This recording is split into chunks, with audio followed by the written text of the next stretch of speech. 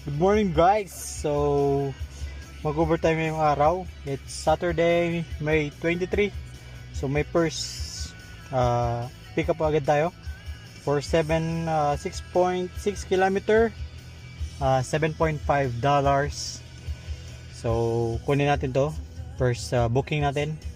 So, samahan nyo ako. Tingnan natin kung magkano tayo ngayong araw.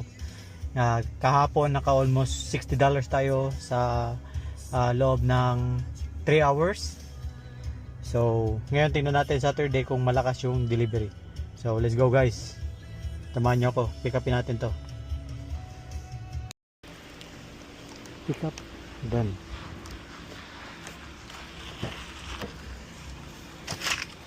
So isang alak lang.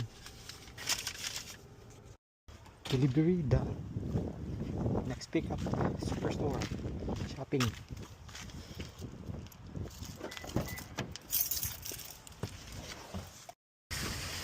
Pick up done.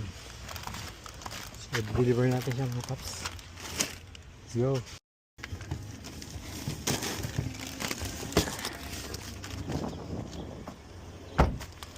Drop tayo mga paps.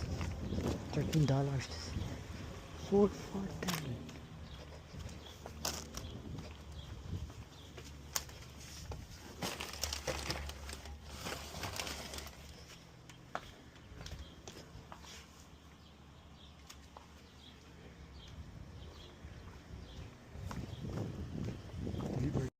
Next pick up, safe way guys. Let's go. Pick up done guys.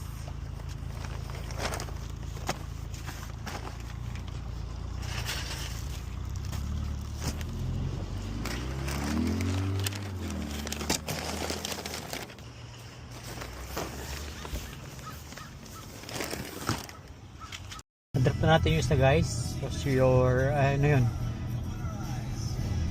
$19. So drop na natin siya. Yung sunod is yung plus $10. Dito lang malapit. Let's go, drop natin.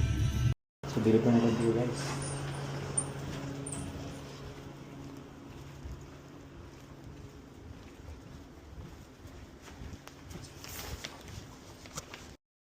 So yun mga boss. So tapos na tayo mag-Uber. Nag-Uber tayo ng 1:30 PM. So natapos tayo ng 4:19. So almost 2.5 hours. So nakaipon tayo ng $52 sa loob ng 2.5 hours. And then ang tinakbo ng sasakyan natin is 30 km lang. So sa buong 2.5 hours na pag-Uber natin, 30 km yung tinakbo at nakagain tayo ng $52. So tingnan mga boss, pwede na ba yun sa isang sa 2.5 hours? So yun lang mga boss, drive safe.